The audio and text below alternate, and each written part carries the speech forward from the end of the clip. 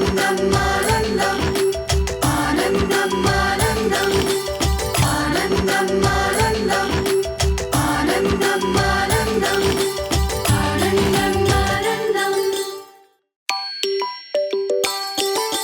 आनन्दम् आनन्दम् आनन्दम् आनन्दम्। नमस्कार। आनंदम पाठ्यचर्या के चतुर्थ खंड अभिव्यक्ति में आपका स्वागत है। इस वीडियो में हम जानेंगे कि अभिव्यक्ति क्या है, अभिव्यक्ति क्यों जरूरी है, आनंदम कक्षा में अभिव्यक्ति सत्र का संचालन कैसे करते हैं।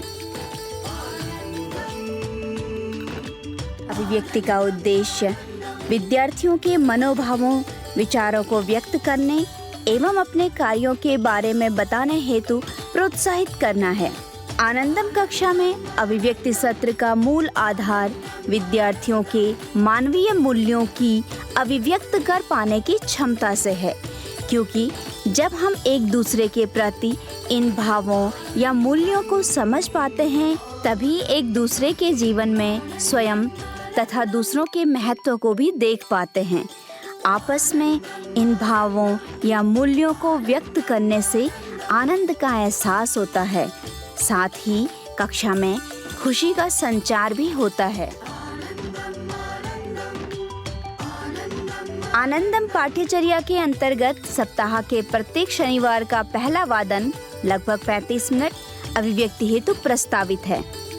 अभिव्यक्ति की कक्षा सप्ताह के प्रथम दिवस से आरंभ हो जाती है, जिसमें शिक्षक या शिक्षिका विद्यार्थियों को सप्ताह के लिए मुख्य चिंतन प्रश्न, जो कि किसी मूल्य सद्भाव पर आधारित होता है, देते हैं और जिस पर विद्यार्थी लगभग सप्ताह भर कार्य करते हैं और आने वाले शनिवार को कक्षा में अभिव्यक्त करते हैं।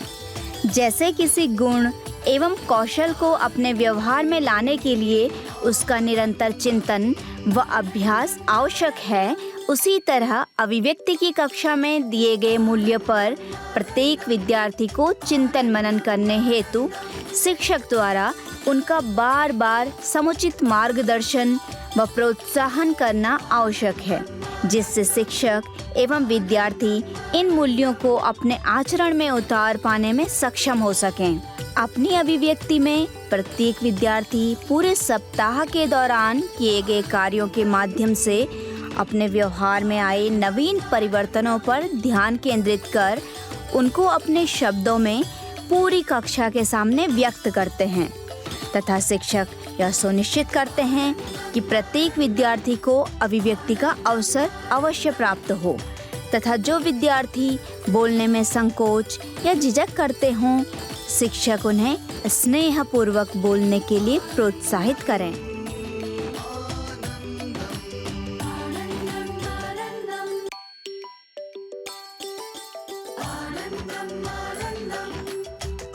एक मानव के रूप में हमारी कई भूमिकाएं होती हैं।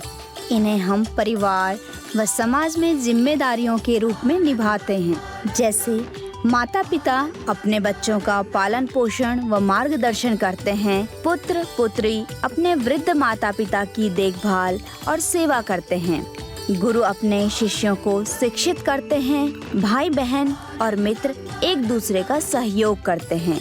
इस प्रकार एक दूसरे के आनंदमय जीवन के लिए हम जो भी योगदान देते हैं, यही हमारी जिंदगी के मूल्य हैं। इन मूल्यों को ही हम भावों के रूप में अनुभव करते हैं। किसी व्यक्ति के सुखमय जीवन में उसके माता पिता, भाई बहन, गुरु, मित्र आदि अपना सहयोग देते हैं। अभिव्यक्ति के द्वारा विद्यार्थियों को इनके प्रति अपने मनोभावों और विचारों को व्यक्त करने के लिए प्रेरित किया जाता है। अभिव्यक्ति सत्र की पाठ्य वस्तु मानवीय मूल्य हैं। विद्यार्थी अभिव्यक्ति सत्रों के द्वारा सहयोग, कृतज्ञता, सम्मान, क्षमा, धैर्य, साहस, करुणा, ममता, स्नेह, विनम्रता, समानुभूति एवं दया के मूल्यों को पहचानते हैं, अनुभव करते हैं तथा अपने भावों व विचारों को अभिव्यक्त करते हैं।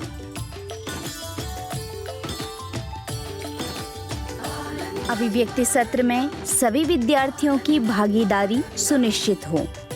इसके लिए अलग अलग शिक्षण विधियां अपनाई जाती हैं।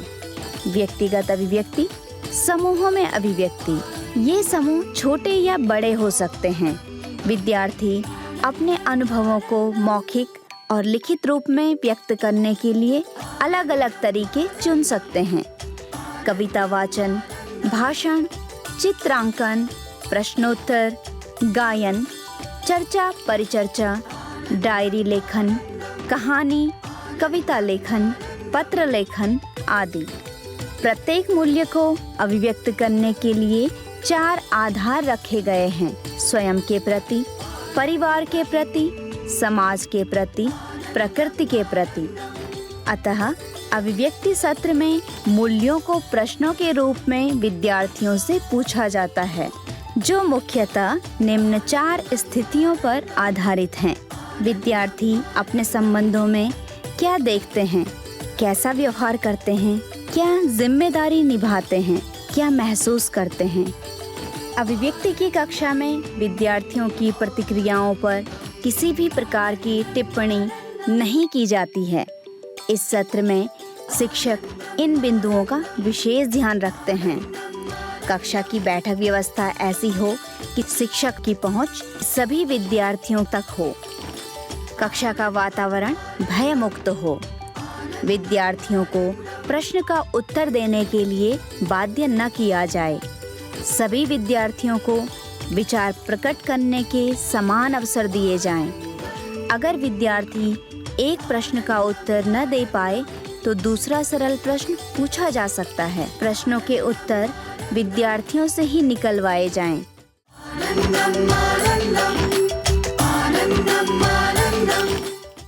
सुप्रभात बच्चों।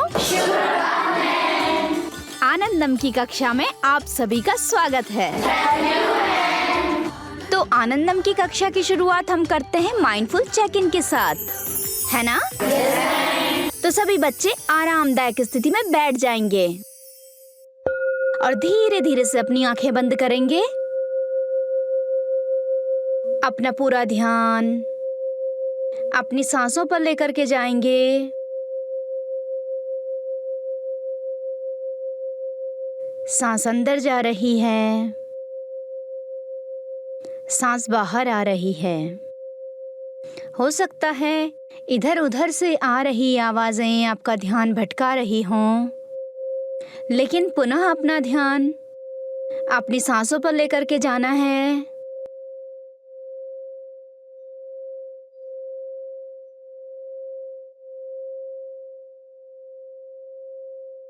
अब धीरे धीरे से अपनी आंखें खोलेंगे।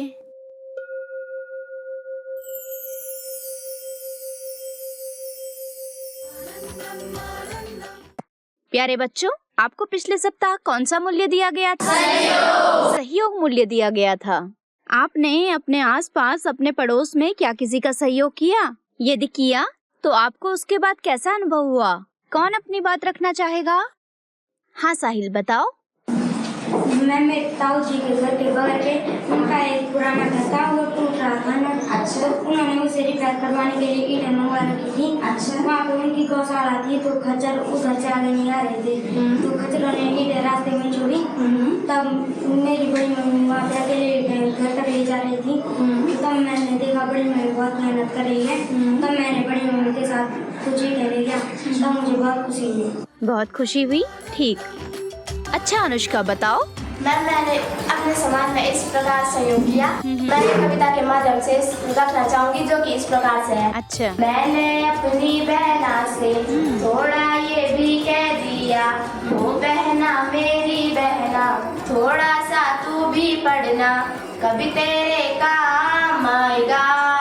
उसने भी कह दिया, उसने भी कह दिया, स्टडी है एक बला, ना आए कभी समझ, ना ध्यान लगा पाऊं, मुझे झट से याद आया, करनी है मुझको हेल्प, आनंदम ने ही सिखाया, सब समझा उसे दिया, सब याद कराया, फिर कहने लगी दीदी, थैंक यू मेरी प्यारी दी,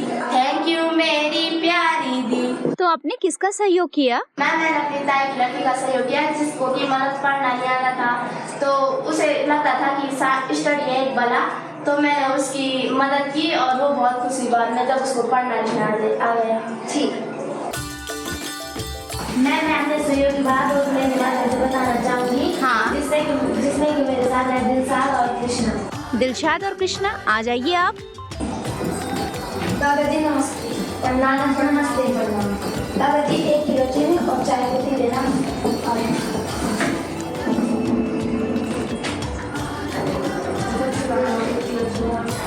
दादाजी कितने पैसे हो? 300 हो गया। आप लोग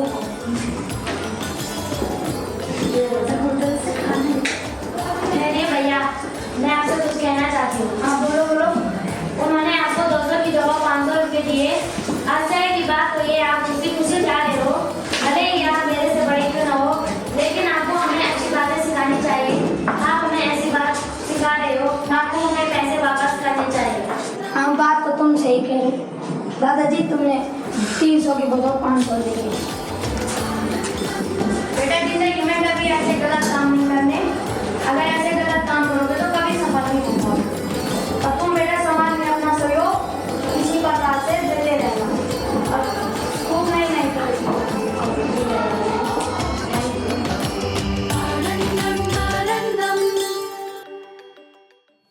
प्यारे बच्चों, अगले सप्ताह के लिए हमारा मूल्य रहेगा प्रकृति के प्रति सहयोग। तो आपके लिए अगला प्रश्न है। यह प्रश्न आपको सप्ताह भर अपने आसपास देखना है। इस प्रश्न के उत्तर आपको पूछने हैं आसपास। कोई ऐसी घटना साझा करें जब आप अपने आसपास बिजली बचाने या पानी बचाने व अपने परिवेश की स्वच्छता के लिए आपने अपने साथियों के साथ मिलकर कोई कार्य किए हों।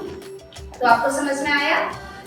आप प्रकृति को बचाने के लिए यदि कोई भी काम करते हैं तो उसको आपने अगले सप्ताह शनिवार को अभिव्यक्ति में साझा करना है। सभी बच्चे आरामदायक स्थिति में बैठ जाएंगे। अपनी दोनों आंखें बंद करें। आज की कक्षा में जो कुछ भी हुआ उस पर विचार करेंगे।